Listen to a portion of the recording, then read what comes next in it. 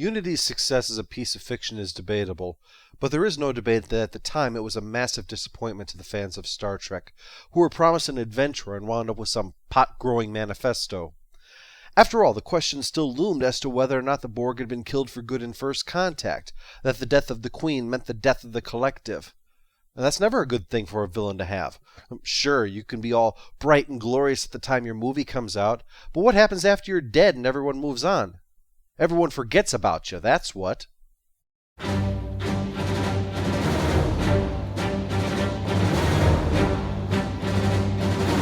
Tatooine is sparsely populated, but even they have over 50 convenient Red Roof Inn locations.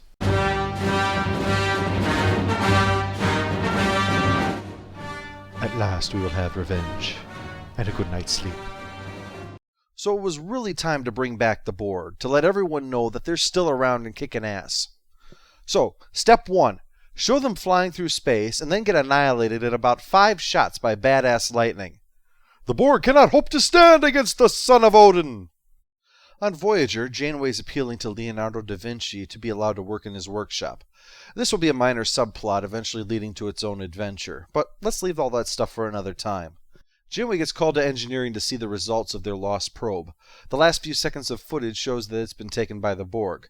That's serious, because flying through Borg space is like practicing yoga in a prison shower. It's just an invitation to get roundly screwed.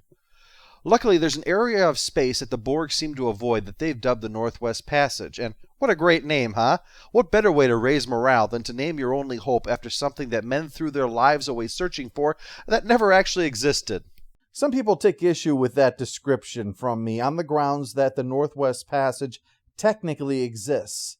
However, the Northwest Passage that exists goes around North America, whereas what Chakotay is demonstrating is the same concept that the explorers had when they were looking for the Northwest Passage, a way through the continent. Since they're not talking about how to get around Borg space, but rather through it, I think my point still stands. They figure this area must be safe because it's a really turbulent spot in space or something. Anyway, everyone's on their toes to deal with the Borg. Tuvok has weapons at the ready. Harry's set up long-range scans. The Doctor's studying ways to resist assimilation. And Neelix is going to stretch out their rations. Somehow. Lucky thing I found the key to the morgue. Up until now, Scorpion's handled things in a fairly standard episode. Goofing off, magic meeting room, etc. There's an explanation provided for the first contact assimilation technique, with the tubules using nanoprobes to assimilate. But the real crux of Scorpion, which helps to elevate it above the standard fare, is that it works to tie the human element and the threat together for the duration of the episode. The best of both worlds was just as much the personal story of Riker as it was the story of the Borg, a man who had to look at his choices and himself and then see if he could rise to the challenges placed before him. There's a reason that what most consider the greatest Trek cliffhanger was him ordering the firing of their anti-Borg weapon. It is the culmination of all the doubt and soul-searching of the entire episode into the question, is Riker ready for the big chair? And the answer in that statement was yes. He was ready, without hesitation, to save the Federation from a mortal threat regardless of his personal feelings and allegiances. Thankfully, Scorpion doesn't attempt to ape that, but has the same general idea of taking the human element and making it an essential part of the episode.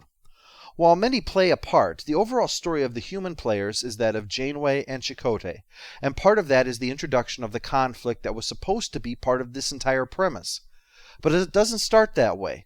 Janeway and Chakotay discuss the situation, with her feeling grim and conflicted. Borg space is too vast to go around. It's so risky to go through, and turning back means giving up.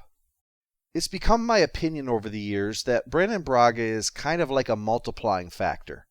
When you partner him with a strong writer, you get an even stronger script. And when you partner him with someone like Rick Berman, you get a season of Enterprise so awful the DVD should come with a coupon for a ladder and a noose. So this script, combining him with Joe Menosky, who gave us The Thaw, delivers on this interpersonal dynamic that supplements, and then later drives, the plot. For now, Chakotay and Janeway are firmly aligned, so much so that it's questionable whether or not there is a romantic element to it, or deep personal friendship and loyalty. Well, if it was the former, then it seems these events might permanently destroy it. During this, Kes has been having visions about dead Borg and the destruction of Voyager. As if in response, a butt-puckering 15 Borg cubes suddenly come at Voyager, but do little more than scan them before continuing on their way. Janeway's pleased at this occurrence, but then she's usually pleased when people run from her in terror. However, the cubes are soon destroyed, and they decide to investigate. They find weapon signatures there, Borg, and some unknown alien force. The question was asked why I didn't bring up the mention in Unity of a power even greater than the Borg disabling the cube. The reason I didn't is because it was a red herring. While it is in fact what's going on here, the timing is completely wrong for that, the effect is completely wrong, and we know for a fact what actually did happen. It isn't even really a case of a broken clock being right, it's a case of a broken clock being right assuming you were checking the time in another part of the world. But in this case, there is indeed such an enemy, with some positives and negatives. The positive is that they are alien. Similarity to the Shadows is up to personal interpretation. I'm not going to debate it. But at least they're not obviously a person with a prosthetic glued on. But the problem with them is that they're rather poorly developed as an adversary. I suppose that might be a necessity of the story they're telling, of the dynamic between Janeway and Chakotay, and the dynamic between Voyager and the Borg. But still, that's probably the reason why they have so little staying power. It was the Borg, after all, that became Voyager's boogeymen, not them. But they did it. 15 cubes. We might have just found our ticket through Borg space. An ally. Let's not jump to conclusions. Notice Janeway's gesture to Chakotay? Probably some prearranged signal. Chakotay, shut him up or tighten his genital clamp. There's something alive stuck to the side of the ship, so they decide Chakotay, Tuvok, and Harry will go over and investigate. Shouldn't we bring someone else? Usually in a case like this, the least important person dies to prove the situation is serious. That's right. Now, why don't you and your gold shirt step on the pad right next to the Chief of Security there?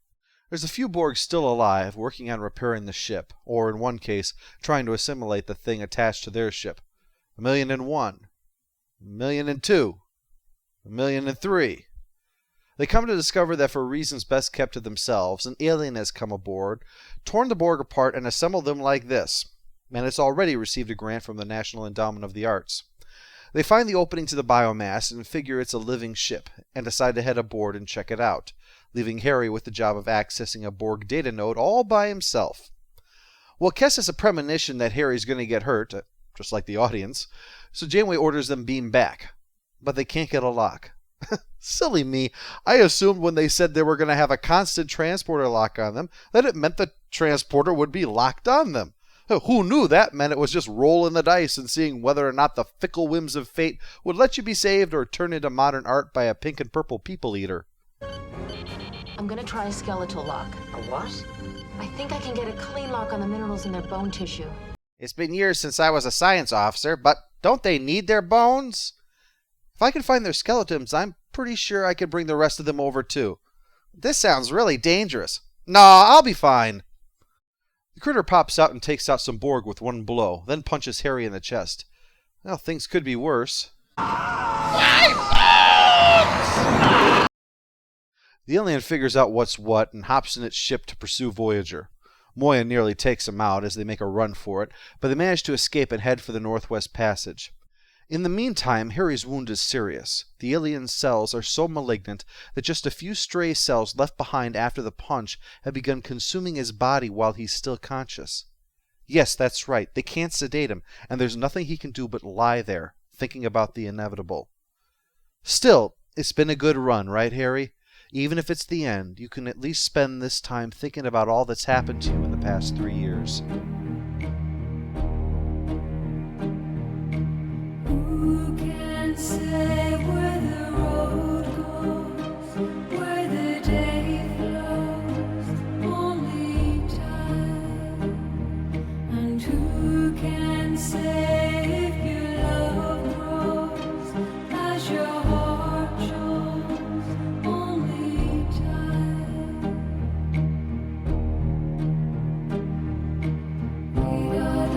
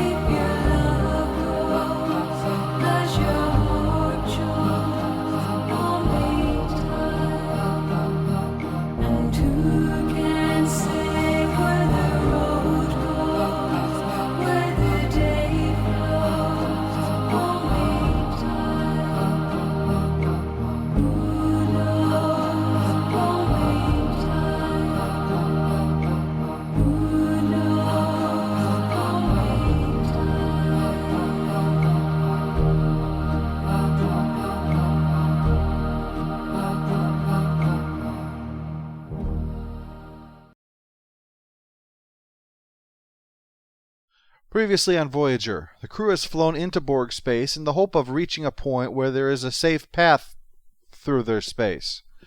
Along the way, they saw an ugly alien who destroyed the Borg, posed the bodies, and for good measure, punched Harry so hard he's dying from the cells left in the wound. There he is, forced to remain conscious, and the only thought going through his head right now is, "This is the third worst birthday I've ever had." Harry's only hope lies in the Doctor devising a treatment for something that can resist any type of attack, including medicine, nanoprobes, and Neelix's cheese. But the Doctor has discovered a way to change the nanoprobes so that the alien cells ignore them. That way they can get up close and assimilate them, then both die. But he doesn't know if he can create enough of them soon enough to save Harry. Further good news is received when they discover that the reason the Borg are staying out of the Northwest Passage is that it's filled with the alien ships, dubbed Species 8472, and they hate everything that's not them. This is when the relationship between Janeway and Chakotay first begins to fracture, because these are two very different people. Chakotay is a Maquis. He knows what it means to face impossible odds. It means that it is impossible, and people die for no reason. As long as you stay alive, you have hope that you can come up with another way to strike back. Janeway, on the other hand, is Starfleet, so with the best traits of humanity working for you, there's always a way to sort out a problem if you work hard enough at it. So while Chakotay is perfectly fine with turning around and trying to come up with some other option, Janeway only sees turning around as giving up. Her principles that stranded them out here ought to be able to get them back home. The only one to help now is Leonardo da Vinci, taking a break from his work on his submarine to think about the screen door.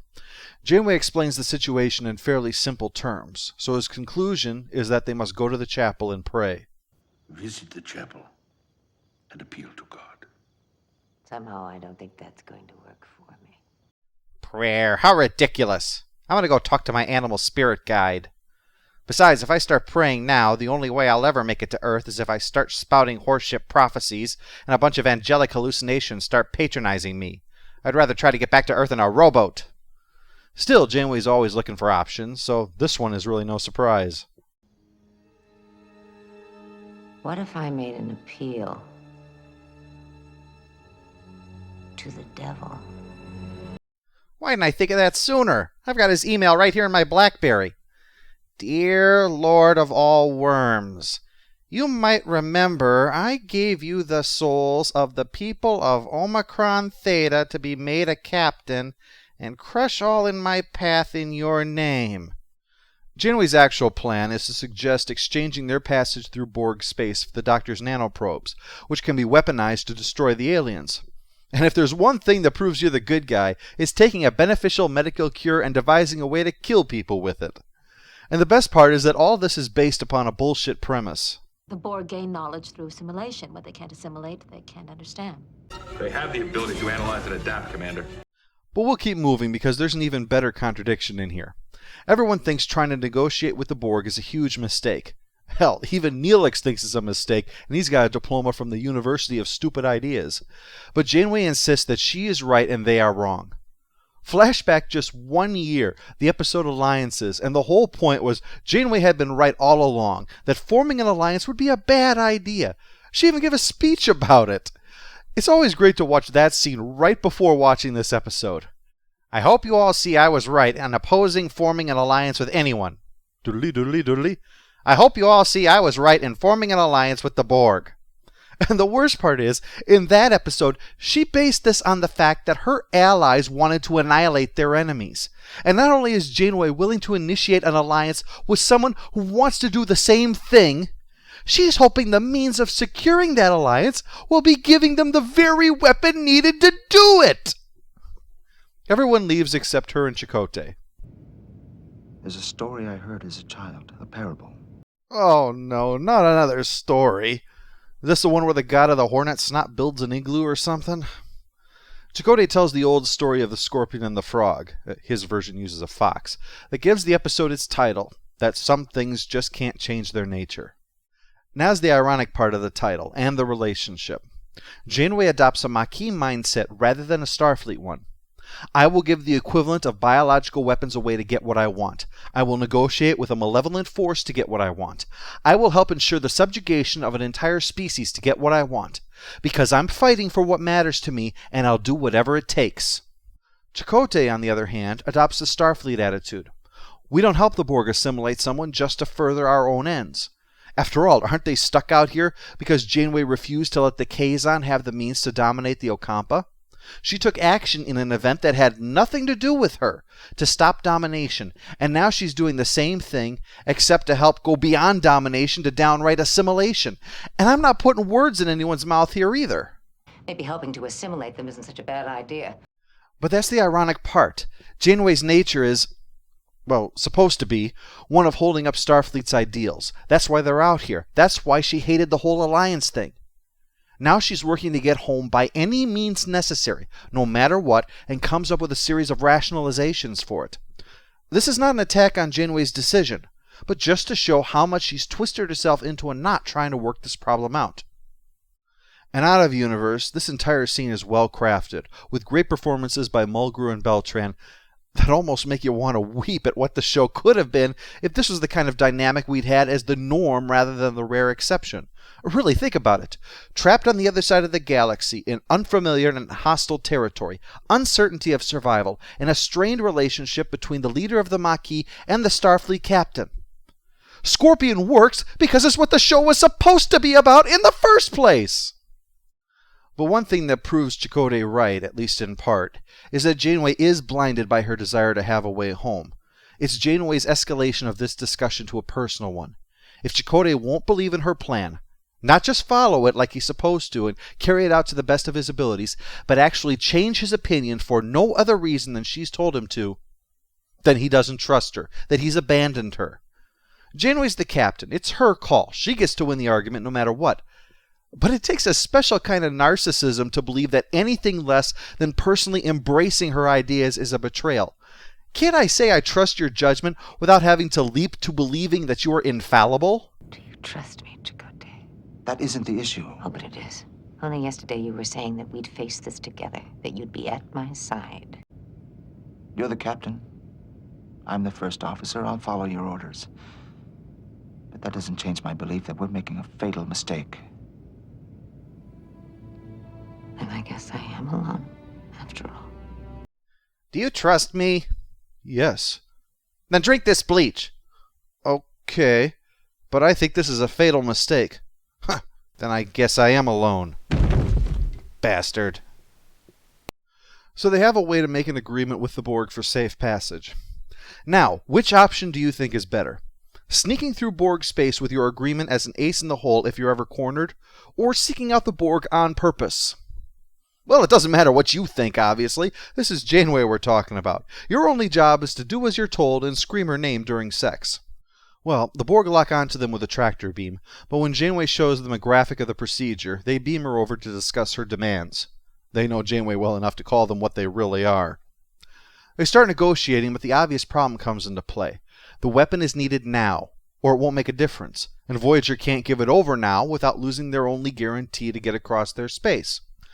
Well, it looks like a government shutdown is inevitable, and just when you think things can't get worse, bioships emerge from a nearby quantum singularity, begin using their Voltron technology, and shoot whatever that is. I'd say it's a planet, but they're so close to it that only works if the cubes are the size of India. Whatever it is, it blows up and takes out a couple more cubes, while the cube-towing Voyager makes a break for the cliffhanger. Like we discussed previously, it was often a habit to end on a cliffhanger without an idea of how to resolve events. It's what was done with Best of Both Worlds and Equinox for certain, and has been implied in other cases. So the fear among the cast was whether or not the second part would live up to the promises of the first, or whether it would crash and burn. Let's find out. Chakotay's first order of business is to try to get Janeway back, but Torres can't seem to beam her back. No good. Maybe I should try that skeletal lock thing. Well, let's see. Neelix, how's Tuvok doing? Oh, I'm not sure if this goes to the arm or the leg. No can it, you big baby. I think Tuvok agrees you and your skeletal lock can go to hell. As the crew try to rescue Janeway, she calls them up to say not to bother. A pity Harry's not here to enjoy that idea. The Borg have agreed to escort them across their space if they agree to work together on developing a weapon along the way. Chakotay's nervous about this whole arrangement, and Janeway really does nothing to put his mind at ease. Even the idea of removing the tractor beam is met with a shrug and a maybe. Janeway also wants whatever's left of Tuvok McNugget to get put in a sack and beamed over to help her. To cap his day, the doctor shows Chakotay the nanoprobes in question. Each capable of targeting the alien tissue. Assimilating it. Just momentarily. The Borg technology will denaturate within seconds, taking the alien tissue along with it. So as a weapon, this will transform the aliens on the cellular level and then melt them alive. Honestly, Chakotay, what's your problem? You spend too much time hanging out with those Borg peaceniks. Now, let's go try our weapon out on Harry. Fortunately for Harry, he's one of the 50 most beautiful people in the world, so the cure starts working. Over on the cube, things aren't off to a promising start. Janeway and Tuvok are led to their new work area, only for the Borg to start putting neural transceivers in their necks so they can be temporarily assimilated, just like in Unity. Janeway isn't going to truck with that, so she suggests they choose someone to operate as their voice, much like Picard did when he was Locutus. She quickly turns this into an ultimatum. Choose a representative or the alliance is ended. Remember that fact, it'll be important. The Borg agree to have a representative, and that can only mean...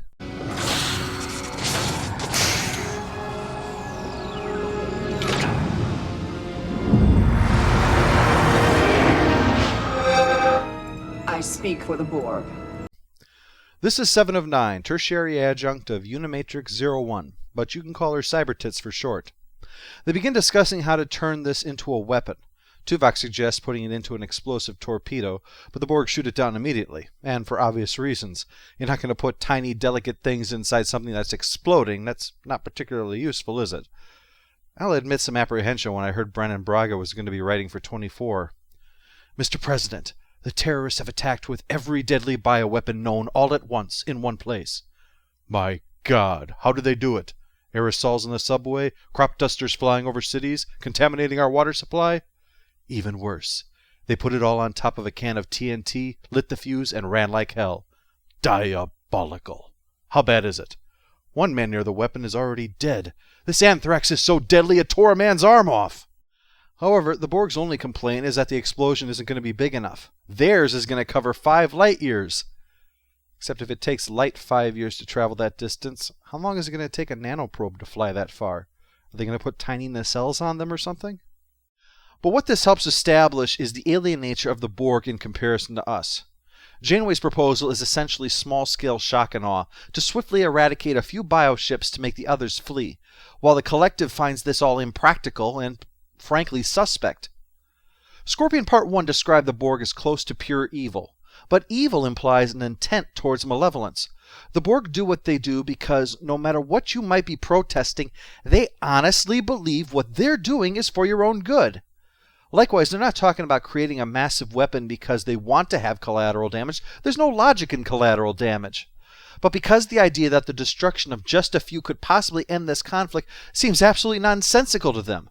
Species 8472 has sufficient numbers and technology to win this war, even if some are lost. What does it matter if 100 fall to secure victory? Because that's how the Borg see it. In the end, they only relent because by the time they would have sufficient weapons that they approve of, the war would be over. But the concept remains. You are individuals.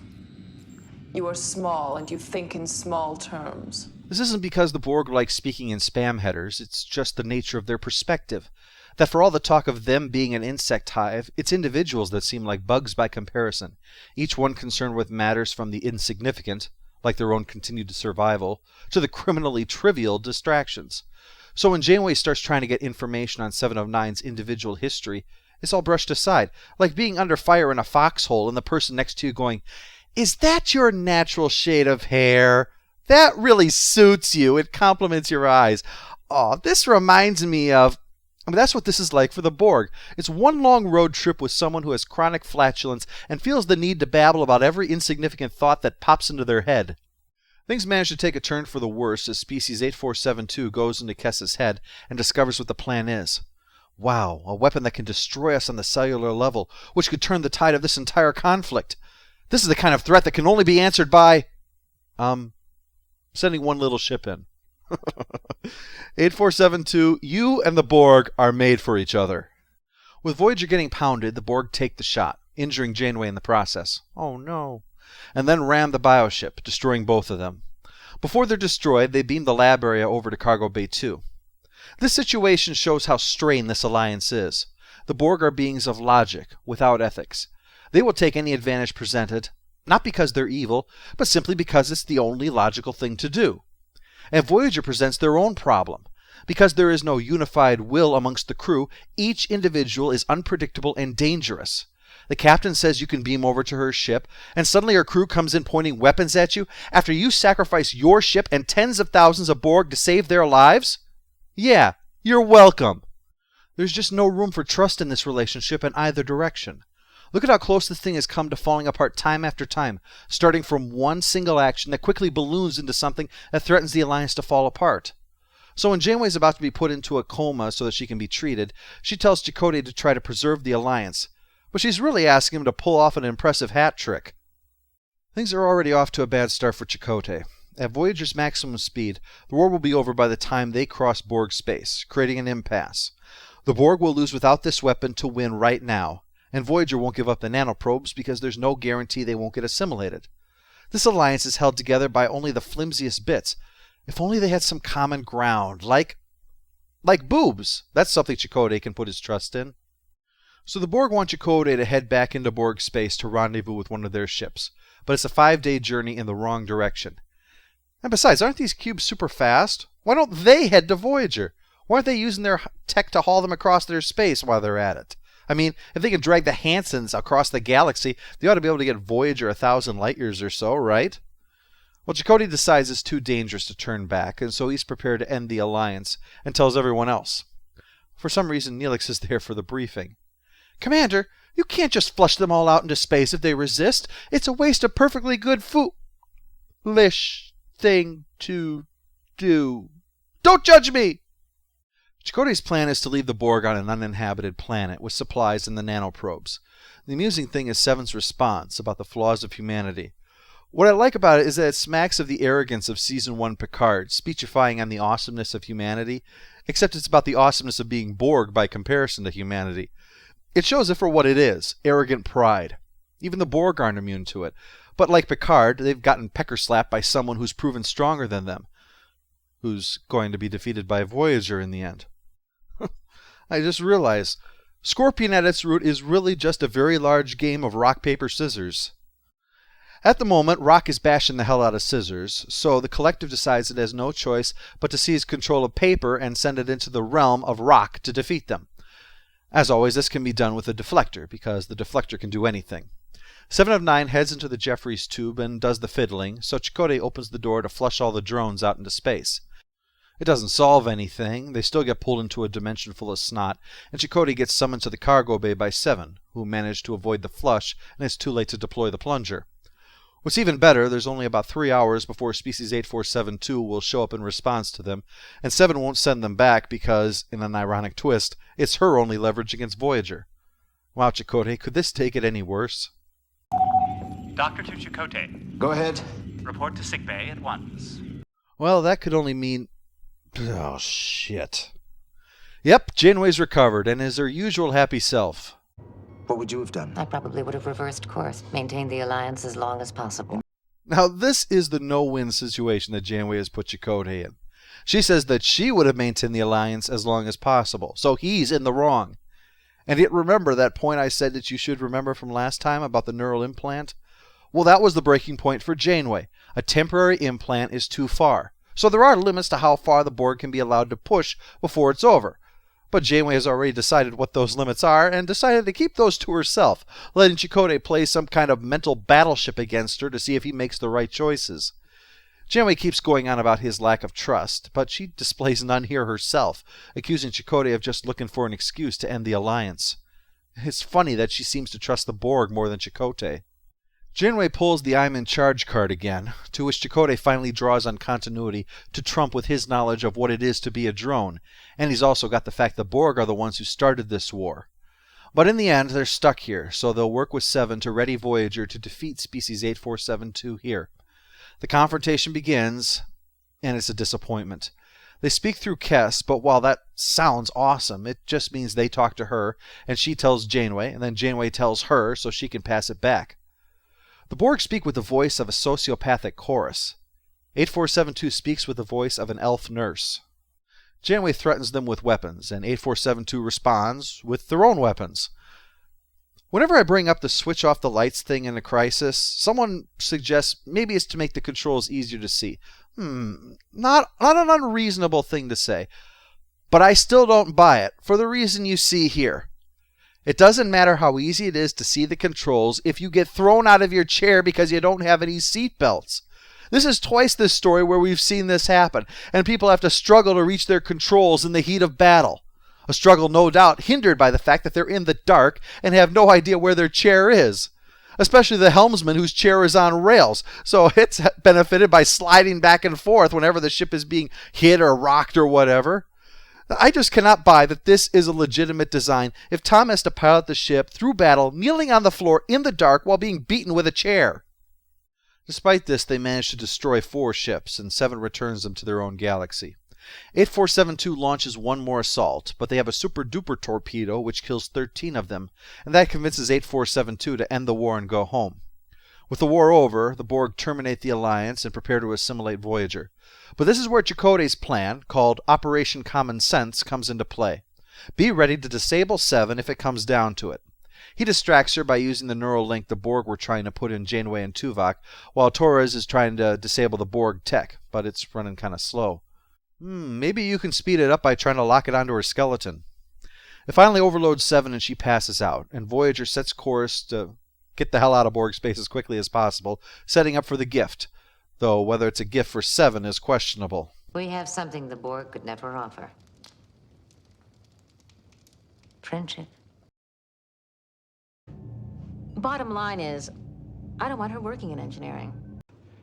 And I'm sure she's a wonderful conversationalist. But a month ago, she was bored.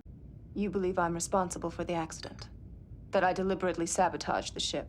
I sent the Borg back to her alcove. We won't be needing her in here anymore. I had no intention of causing a problem. What, sorry isn't in the Borg vocabulary? Torres referred to me as an automaton. She also employed a series of profane Klingon insults. Prepare to download the data. I heard the captain. Is there a problem? No problem. Try to remember that we are not just a bunch of drones. We're quite a pair. Me trapped by the limitations of photons and force fields. You by a drone's obsession with efficiency. Captain, you can't take the word of a Borg over mine? You'd make an excellent hologram. Or maybe some kind of acknowledgement of the billions of lives you helped destroy. No need to thank me, 7. It's the little things I do in my master's name that make it all worthwhile. Post-episode follow-up. Stupid Neelix's moment is the fact that he's at all of the briefings in this story. It still amazes me that he's allowed to continue to show up and contribute nothing more than body odor. Final score for Scorpion is 10 out of 10. While it is not flawless, Scorpion does finally give us what we've been promised at different times. Conflict, desperate situations, a true Borg adversary, and it introduces what will prove to be the breakout character of the series. 7 is a discussion for another time, but Scorpion does complement the show. It's just a pity that the dynamic created between Janeway and Chakotay reverts to normal at the end, rather than being a sign of a lasting change to the relationship. Sure, the romance is pretty much dead, but that barely affected anything, so this is hardly noticeable except in angry fanfics. But overall, Scorpion proved a success for Voyager. And hear the word of the Lord. Guilty!